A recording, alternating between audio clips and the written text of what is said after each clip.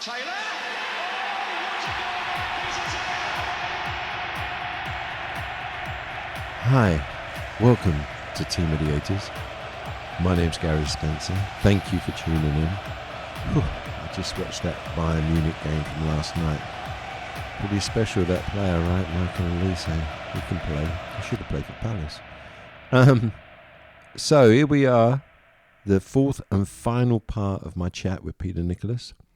I hope you've enjoyed the first three parts. And you didn't tune in to listen to me, did you? So here's Nico. Going back, Peter, the soonest tackle. When leading up to the soonest tackle, that week before the game, was you thinking, yeah, I'm going to have a one-on-one with him, or did it just happen? Did it just happen with that ball in the park there, or how did that happen? Well, it goes back to the time when I was playing for Arsenal. We played at Liverpool, and I was a little bit late going away Kennedy. It wasn't meant. I didn't never meant to anybody in my life, and I hit him late, and it caused a bit of a problem. Afterwards, he got carried off, and I was a marked man, and then about a week later, we got Scotland, Wales in the World Cup. That's in Scotland, Hampden Park, and hey, yeah, even Scotland versus Wales, it's always going to be a crunchy game, you know, because you play against each other mainly every week at club level. Yeah. All the players who are playing, you come across them mainly all the time. So it wasn't a bad thing, but that night when we went up there, and Wales started very, very well, and we could have been 2 goals up before we went 1 up. Mm-hmm. And as I said to you before, you know, Tunis and Liverpool have always, if they're not doing well, they're always trying not to team up their stride. Yeah, mix it up a bit. Yeah. You know, a bad tackle, or they'll upset somebody, or they'll get somebody carried off, or they'll cause a bit of aggravation, just to stop teams in their tracks, like, you know. And Yes. that's where they worked, and that was basically, it was a kind of tackle where it was really a 70-30 for Tunis, to be honest. In his favour. In his favour, yeah. Yeah. Definitely in his favour. And it was a tackle where I really had to go into to kind of make sure that we won the ball. And in the end, it was a tackle where I managed to get the ball and get underneath him. And he's coming over the top of the ball. And he's hit me from the angle, ended up finishing in my neck, just in my chin. Yes. Which was, it was a bad tackle. You got up though. But you got up. I didn't pay, but I didn't show it with me. Yeah. I didn't show it with me because it's one thing you don't do that. You don't do that when you're up against people like him, because you think he knows he's got a winner. Yes. And then it was just kind of 1 or 2 players got him all wrong. He got in there and gave him a clout and back in the head, and he turned around and I'll mark you afterwards and all that. And it was like a game where it was definitely a game-changing tackle because he didn't get his own way. Yes. Yes. As a great player he was, guys. He was a great player. Don't get me wrong. No. But if you look through his career, some of the tackles he did were meant. Yeah, the one at Rangers. Fuck it up. Rangers. Yeah, I mean, he's in a couple of other boys, you know, playing at Liverpool. He's wherever he went, in the end, he become, I won't say an old man, but kind of, he made tackles that are diabolical tackles. They should never be allowed. And he got away with them. Was he the best? Was he the toughest opponent you faced? Was he? I mean, they had a few, didn't they? Liverpool. They had Jimmy Case. They had McMahon. The thing is, people, they go on maybe as people in football, and they go, one straight away Liverpool, Tommy Smith. Yeah. They go on a bit Ron Harris. Yeah. But Wales, I was a bit kind of a more of a slide player than a kind of go out and stitch somebody up or go over the top to kind of make sure we, do something wrong or right or whatever. Mm-hmm. But with Struness, it was meant to try and knock teams in their rhythm, and that was the Liverpool way. But they had a player in their team, to me, is that I called Jimmy Case, mate. Yeah. He would hit you, and you would not know it's coming, mate. Yes. And it was fair in a way, but crafty. And he would hit you, and I tell you what, he would take it as well. To be fair, I took it, guys. I know. It's not good trying to be an hard man. You can't take it. Of course. That's the way it's done. Of course. And you just got to show you're resilient. And the more the game that I played the game, the better I became on the ball as well. So because I was learning from when I went to Luton, and I was playing on the AstroTurf there. You got to keep the ball. You got to play there, yeah. Give the ball away. If you keep giving the ball away, then you won't get beaten. So if there were things that you learn, well, keep going on to like playing the way you normally play, which is quite aggressive. Well, yeah. And myself quite aggressive. yeah, but also, going back to obviously the core of this conversation, which is the team of the 80s, in that Palace setup, you had to win that ball to give it to people like Vince and Murph and people that could then play, and Again, we were lucky in the team of the 80s. We had Billy. Yeah, Billy didn't mess about, no. Billy Gill didn't mess about. Yeah. We had Jim didn't mess about. Paul Inchwood didn't mess about. Correct. Kenny was just different class. Kenny was quick. You couldn't get near him. Yeah, you get near him. Kenny was excellent in the air for his size. Absolutely excellent in the air. He was just a class player. And then you had me in midfield who would win it and pass it and on occasion scoring the up goal. I always had a couple of shots every per game I played, which went near or good saves or whatever. Or the one that beat Man United, or you beat him that, remember? You done him in the top corner. You'll keep that one, won't you? Yeah, I take that every day. But the team in the 80s was all run by playing together. That was the thing. All playing together for the badge. And I must say, guys, there's one thing about Crystal Palace: the supporters. Yeah. Supporters have always been fantastic. Yeah. Yes. And they still are. They still are to this day. And didn't see them, last year or last season when the FA Cup.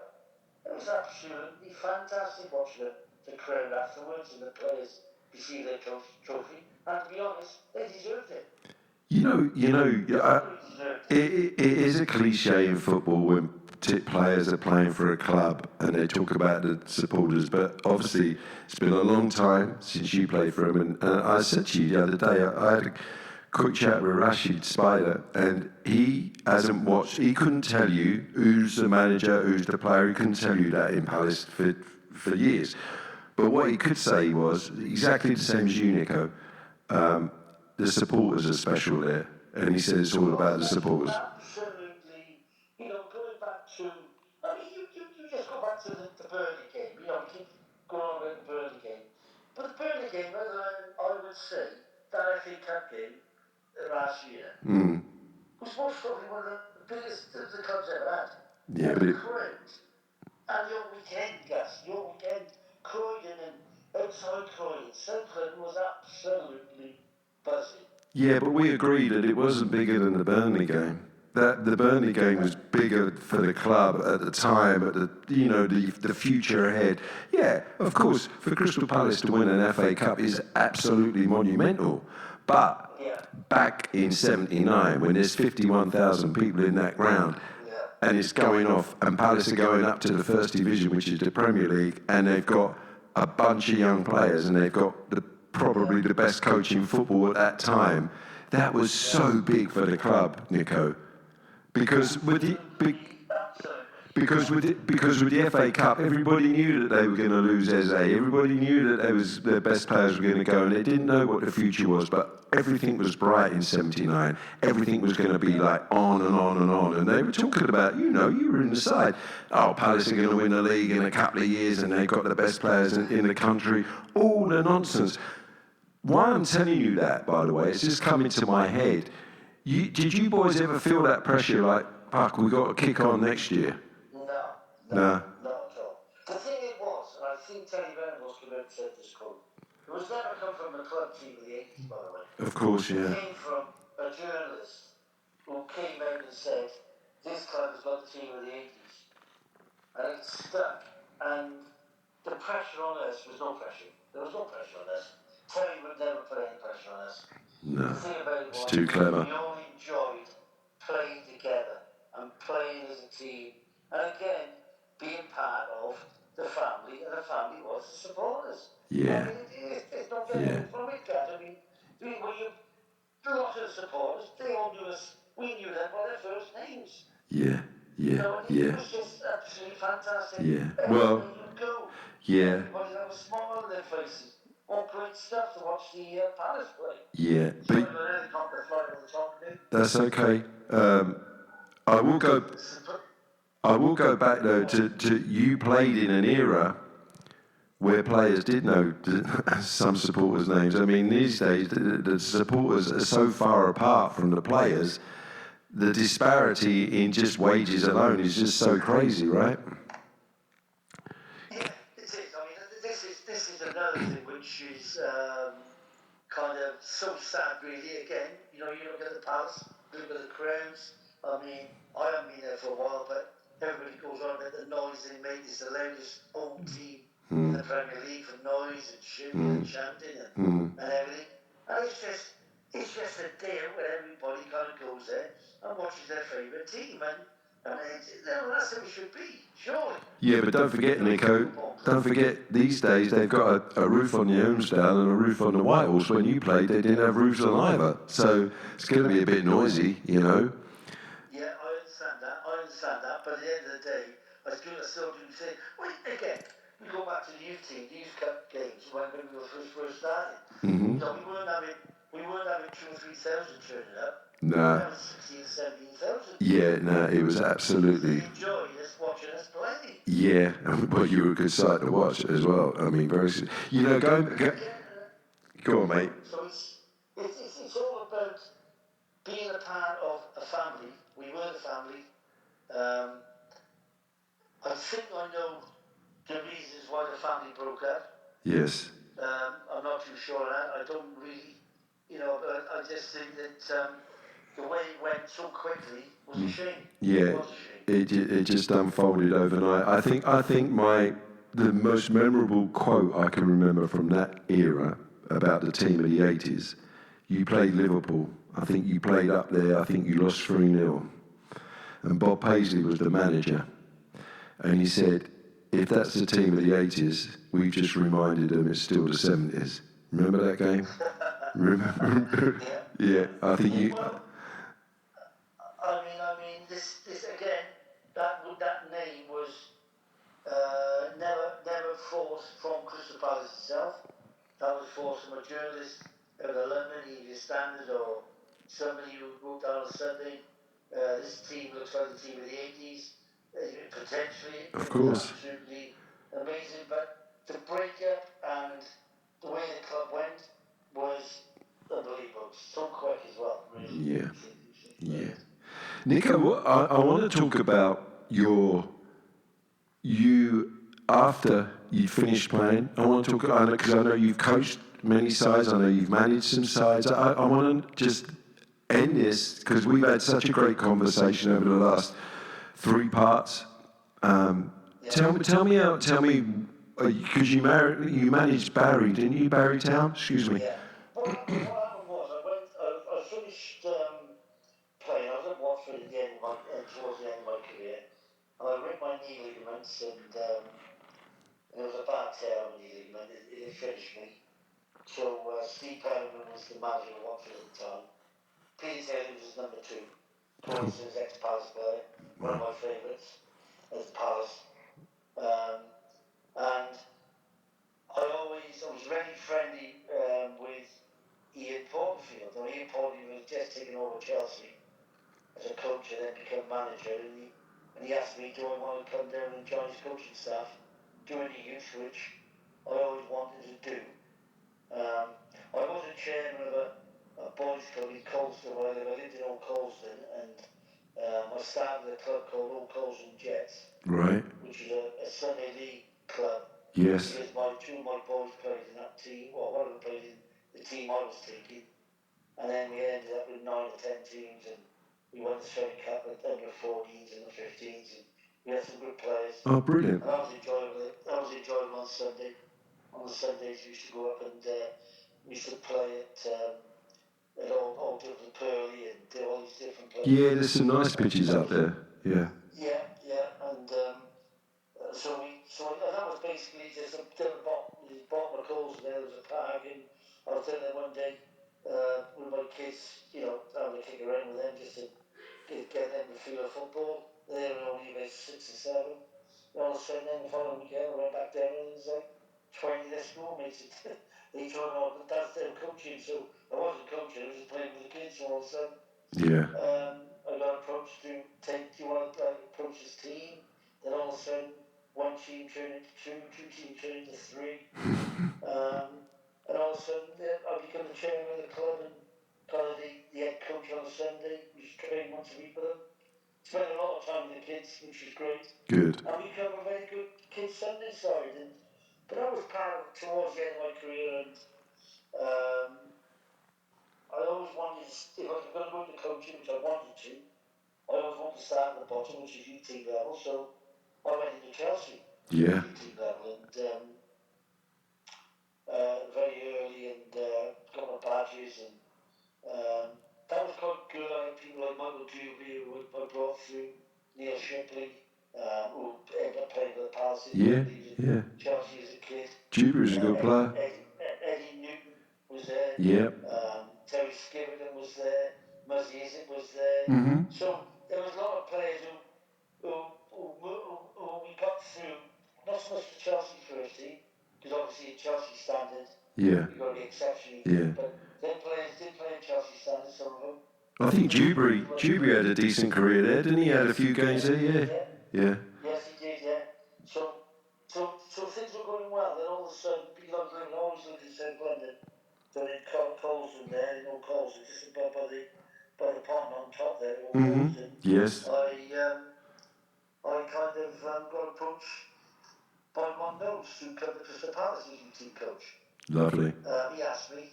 It was a bit silly in a way he did, because Alan Smith is the manager of Palace, and he had his own people there, but I think there was a kind of an issue going on with Alan and the chairman, which was completely nothing to do with me. Of course. I went in blind, I see them. Palace have always had a good youth system as such. I went in there, and I was there for 3 successful years. We went on to got to the quarterfinals of the Youth Cup, which was massive in them days. Then we got to the semi-finals, and we lost to Manchester United with Beckhams and all them playing for the Manchester United lot. They went and won that year. The following year, we lost to Leeds United. That was when Leeds United had all them players from the section. Yeah. So I can't remember too many of them. But I think 6 or 7 of that team went in the Leeds first team. So, things were going right. I managed to get Clinton Morrison came over from Tottenham to me. They were letting him go, so I took him and I made him into a player, Clinton. He went and had quite a successful career. Played for the Republic of Ireland. Yeah, no, he did okay, yeah. Andrew Martin, Neil Shipley came over in the end. We had some good players coming out of Palace. And then it was kind of a situation then where Ron Mills took over, and he left it to me. He was good to the youth, anything I wanted or anything a player I wanted to sign. He'd come down to Wales, or we'd go to Scotland and sign somebody. He'd come with me and meet the parents, and so we try to do things properly, which was great. When you're a chairman of a club, wants to come and sign a kid, I think that means a lot to the parents and to For sure. the club itself. For sure, yeah. Steve Cottle was then manager. I knew Steve because Steve obviously had me on loan when I was at Arsenal because I was injured, so I went back to Palace on loan, and there was a few money issues with notes then, with the wages of the players, so I went back to Arsenal then, and so Steve was there. Steve had then asked me to come in to do the youth side, from the youth side to help him with the first team because of basically my motivation skills Of course. in the dressing room. So I went in and I got very friendly with the first team at Palace. And then they were struggling a little bit, and then we stayed up that year. And then I came back in pre-season thinking I was going to be still working with the first team. And Steve said, "You're back with the youth team." I brought Ian Evans was always there. And then Ian left and went off with Mick McCarthy. And then he brought in Ray Lewington, which is okay, fair enough, that was alright, no problem, I understand that. Mm-hmm. So I went back with the youth. Then halfway through that season again, they were struggling a little bit. He asked me to come back and I refused. Yeah. And I think that upset Steve a little bit, to be honest. Right. He thought that my loyalty towards him as a person was wrong, which I don't think it never would be. But I thought a lot of Steve. And so I refused. I stayed in that year. I was phone call from the chairman of Barrington, which is in Wales, who are Premier League similar to not similar, obviously more than it is. But I was just going kind of forced into management side of football. Great. Great. I came down to Barry to Wales. They lost the league that year by 3 points to a team called TNS, who are quite a big club in Wales. Now they've won the league for the last 18 years, but I haven't managed down here for 20 years. But the 2 years I was here, I won the league twice, won the Welsh Cup twice, went into Europe. Fantastic. For a Welsh club.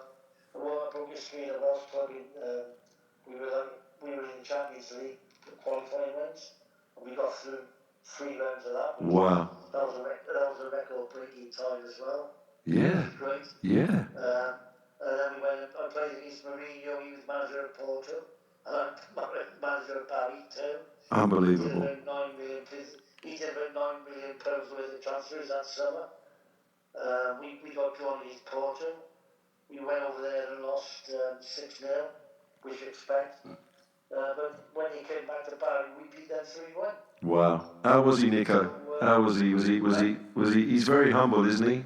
How was he? Very, very humble. Very, very humble. Yeah. Very, very humble. Then after that season, then he left Porto, went to Man United. Chelsea. Oh, Chelsea. Sorry, excuse me. No, you're right, Nico. Yeah, sorry. He left Chelsea, and then I left then because I got approached by Swansea City to go as assistant manager, which again was going into the Football League, then not into the Welsh Premier. With Colin Anderson, who passed away short recently. Colin was a great man. We learned a lot of Colin. And Swansea was struggling. We kept them up. They went into administration, so we left the club. I then joined another Welsh club, a team called the Liverpool, which were in the Premier League of Wales. Mm-hmm. And then I go win the Welsh League again, and win the Welsh Cup with that team. So I own the record of a manager in Wales who managed 2 different teams to win to treble in the same similar years. That's great, So Nico. with 2 different clubs. And then I've been in Wales since. I took over Liverpool for a while. They were in one of the Southern Premier Leagues and things went well for me as a player. I mean the players and results wise, but the directors weren't for me, mate. They weren't football people. Right. And kind of, I don't think too much about it because basically it was kind of I just felt we weren't going to go anywhere. It was kind of, they had no money really to spend as such, and in football, if you want to be progressive, you've got to spend money. Yeah, but it sounds to me though that as a manager and as a coach, you had no problem getting your ideas across to the players. You know. All my ideas were from the manager I played for. And I'm a great believer in football coaching. Right, to start coaching coaching, you've got to do your badges. Everybody knows that. You've Right. got your A license, B license, Right. C license, your goalkeeping coach, your courses or whatever. Right. You do that. So basically, it's just like, to me, it's like driving a car. Right. You pass your test, and then you drive that car within the rules how you want to drive it. Right. And Right. coaching it to me is exactly the same. You coach how you see it, and I'm a great believer in that's the way you do football coaching. But I did mine on the back of the coaches I learned from. Right. And I wrote everything down. I did it for years and years of writing things down of the training we did and the different half-time questions the players would ask management. Management would say things before, after the games. How you treat the staff of your own staff. You believe in them. Very important. You believe in. You're very important. You know, you all got to go the same way. Yeah. Don't get having staff who are unhappy with you. Yeah. Because if they're unhappy, they're not heading the same way. Because we're all heading to try and win games, get promotion, win cups, or to win games. That's what football at management level is. But- You've got to win games. Yes, but you know, Nico, as that team, you know, it's no surprise to me when you hear anything about Alex Ferguson. He's great to the tea lady, he's great to the receptionist. Like as he's walking around the club, like he's saying good morning and all those things. Yes. All those things are very important. They're very important because everybody notices those things, right? So if you pick and choose who you're going to talk to and who you're not going to talk to, eventually that's going to set in a cancer, and it's not going to be very cohesive. Absolutely dead right. And you learn from directors, you learn from chairmen, you learn from players you've played with, players you played against. Yes. You speak to players. You've got to love the game, but there's one thing you've got to do, Gary, and I don't care what anybody says, you've got to win the game. You got to win matches, yeah. You've got to win matches. Yeah. You've got to win matches as a manager. Yes. If you want to be an academy coach, it's all in learning. Yes. And learning the game. Yes. Not learning somebody how to kick the ball straight. It's all in learning possession, with and without the ball. Development, yeah. Learning about your habits. Yeah. Learning. You know, I used to go through a situation. Now this is crazy. You think I'm mad? I'm not mad. I'm literally mad. You would come to a situation in a game where I've been here before. Mm-hmm. How did I handle that situation before? Mm-hmm. And you learn that, and you just hits your mind straight away. Mm-hmm. And all of a sudden, you cope with that situation. Now, it could be a 70-30 tackle with ground through nest. Mm-hmm. It could be a defensive tackle to stop them from attacking us to score a goal. Or you slow the game down. Or you tell a player, like they say to me, Reynolds, you say to me, Glenn Hoddle, Nico, if he goes to the toilet, you wipe his ass, please. Yeah, just keep it. Yeah. That's how you stop him playing, and you stop 30-40% of Tottenham's way of playing. So let's bring that experience into today. You being an ex-Arsenal player, they're now up there. It's on them now from Man City, right? And Man City have been there. Pep's been there a million times. Do you think now that edge that Man City have, psychological edge of being in this running, is going to do Arsenal, or do you think Arsenal are going to do it? This moment in time, where Arsenal are, I think if I'm right, 8 points clear. They're 6 points clear, Nico. Man City, 6 points clear. 6 points clear. Man City's they've got to play each other next weekend. Yeah. You've got Man City's got 2 games in hand on top of Arsenal. Yeah. I think Arsenal will just scrape it. I think. Do you think they'll get a result at City? I think Get a draw, nick a draw. I think they'll nick a draw.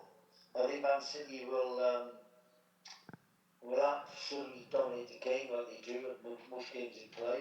Yeah. And again, it's the players that he's gone and bought. I was listening to during today. In the last window, the January window, which everybody says is a relegation problem or a promotion problem. He signed 2 players in Gailey from Palace and the lad from Sanyo from Bournemouth. who are absolute Game changers. brilliant footballers. Yeah, and Doku. True. Yeah, Doku. It's just, Ireland, you can't write Ireland off me. I don't care what anybody says. Yeah. The bloke is just formidable. I mean, he's got 30 goals or something this season already. Mate, he's a machine. Not a bad season. Yeah, no, machine. Unbelievable. How many games to say, mate? How many games to say? Yep. But Nico, listen. Let's feel a bit for Ireland because he's only on 380 a week. So let's. Listen, Gary, when it comes to wages, Yes. right? Yes. And I mean this now, and I've said this from day one. Go on. If I want to go see Frank Sinatra, Yes. and the best ticket is 500 quid, Yes. I will pay 500 quid to see Frank Sinatra. Right. Because I know I'm seeing the best. Right. And when I go see Man City play, and I go see these top players play, they deserve everything they get. Mm-hmm. And the other argument is, if somebody wants to offer me 500 grand a week, You're going to take for a it. game of football, I'm going to take it. Of course. That's what football is. Of course. That level. I do think.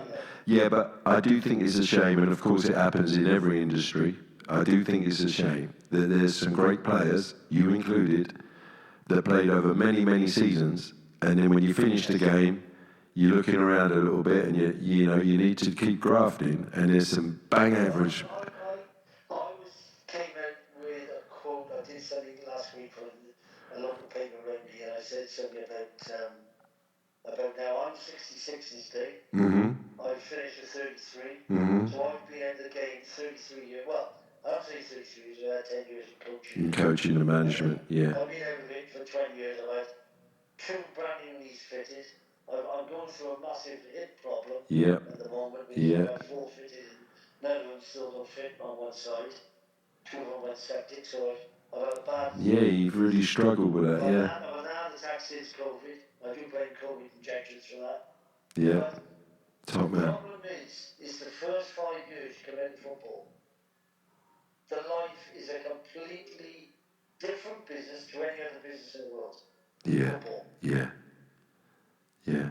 Other footballers will be top footballers, can't even make a bit of toast and bread to make. Yeah, because it's all done. It's all done. And it. I just think that the way it's going, the way it's gone, and I think the Premier League this moment in time will be very careful because this year it's not been, for me this is, by the way, it's not been an entertainment, it's been a cancellation of teams cancelling each other out. Yep. Yeah, I agree with that. Yep. That's the way I think. I think I watched the game the other week. I think it was Liverpool and Chelsea. No excitement at all. No. The only team exciting at the moment is PSG because they just play open football. Well, we was talking about it the other day. So the ball goes out wide, and the fella's not going to get the cross in. So then he recycles it again, and then it goes back to the other side because nobody's really really confident enough to take that chance on, right? Because it's down to statistics, correct? So they've given the lads the statistics, and now they're scared stiff. So I don't know, mate. I think it's opened up a little bit more this year with the long ball and the long throw. Go on. Gary, and this is something that Malcolm Allison said to us. Go on. This was a team in the 80s, and we're not even a team in the 80s yet. We're in 77, 78, 79, right? For sure. I'm telling you now, Malcolm Allison was telling us 2 things you've got to do in football. You keep the ball, right? And you have movement off the ball. Now, moving off the ball in Great Britain, people find it boring. Players find it boring. But it's not, because you move off the ball for other players to move into their positions when they haven't got the ball. And they need to give them the ball. And if you watch PSG, that's the way they play. Yeah. They're moving 4 people around the pitch to bring 1 person into the game with the ball with space. Who's the easiest? There's no space no more, Gary. Nick. There's no space no more in the pitch. You're looking to see Man City get over the halfway line, and there's 21 players in that half. Nico, who's the easiest manager to the simplest manager that broke it down? Was it Allison or Venables? That broke things down simple for you. Allison made more sense. Right. He was technically better. Right. So, which seems a bit backwards, but it's not. Right. Really, if you think about it. Yes. Malcolm would explain it and show you and prove it. Right. Terry technical ability was, you put the two together, and that's what you had in the team of the 80s. Yes. Yes. Yes. But the team of the 80s failed, not on the pitch, the team of the 80s failed off the pitch. Yes. By what happened in the boardroom. Yes. Something happened in that boardroom, Gary. Yeah. Yeah. For that to break up so quickly, for Malcolm to leave so early, Yeah. for Terry to leave so early, for the chairman to sell his shares to Ron Notes. Yeah. Yeah. And if you think about it, financially, you had a bunch of kids who cost nothing really, who cost about 300 grand basically, don't it? Yeah, I mean, he gets a lot of sticks, Steve Parish, these days, but I tell you what, to do what he's done with that club over the last 14, 15 years has been phenomenal, right? He's done a great job. But Gary, I'm sorry to say it, it's a selling club. Yes, of course. It's a selling club to survive. Yes, yes. And that's nothing to do with it. I'm going to go to anybody, there's a lot of chairmans that come in there, rich people, want you. No, it's a fact. Ron Notes come in there very rich. Yeah. Should he come in there a lot more than he went in? I'll show you. Yeah. Yeah. You think about it, Gus, he had nothing, mate. No. For a fact, because he couldn't pay us, mate. Yeah, no, I listen, that was a terrible time. All I'm saying there is that he gets a lot of sticks, Steve Parish, but what Palace fans really have to understand is that to have 14 or 13 or 14 years in the Premier League for a club like Crystal Palace is huge. It's huge. And, Gary, Steve Parish is absolutely unbelievable. Yeah. And people have got to realise he's got to sell for that club to survive. Correct. That is just the issue of the club. But what I will say, the club, Central London, and the supporters are fantastic. And the players that come through that club, it's being brought on, being bred on kids. Yeah. Malcolm had to go out and get your Don Rogerses, your Derek Jeffreys, all these players from different clubs to get a name for that club. Yes. A proper name and a proper footballers. Yeah. Little Kingdom from Everton. Yeah. The Merseyside, all these players came, and all of a sudden then Malcolm said, right, then we got a pedigree of a club where the supporters enjoy the football. I wouldn't say they were successful as much, they weren't. So I remember watching them play, they were struggling, but it was entertaining football. And Crystal Palace has always entertained, but I would say that the Ron Notes era was not good football. Yeah. No, but at that time, I remember that. It was survival. It was all about survival as a club. Yeah. Alan Whittle, by the way, was a huge signing for Palace at the time. At the time, Alan Whittle was huge for the club. He was a household name, Alan Whittle, Yeah. So that was it. Playing for Republic of Ireland. Yeah. Yeah. So all of a sudden you had the Intricacies coming through. Yeah. Jim Cannon's coming through. Yeah. There were all kids come through the bloody youth system. Fantastic. Nico. So you had the team in the 80s come through, who got the club absolutely going. Mm-hmm. Then all of a sudden it just fell to bits in the boardroom. Yeah. Nico, we've gone full circle, mate, and it's been absolutely brilliant. You know this. I really, really appreciate your time. And what I will say to you guys, go on. At the end of the day, right, football is an entertainment. Go on. Right? Yeah. It's all about playing the game properly. Yes. The way I think Crystal Palace do, and I think the supporters deserve a club what they got, and for them to win that cup last year, and the team in the 80s, and that weekend we had, it's a dream come true, mate. An absolute dream come true football club. Thank you very, very much, Nico. It's been a real pleasure, man. Thank you. Cheers, mate. No problem, mate. Bye-bye. Bye. Well, that was such a pleasure to talk to Nico. Very honest, funny, lots of stories, had a fantastic career, so many great clubs, worked under so many good managers, and did his country proud. And above all else, a great, great fella. and very, very humble. Thanks, Nico, and I hope you guys enjoyed it at home. My name's Gary Spencer, and I'll be back very, very soon with another Team Mediators podcast. Thank you.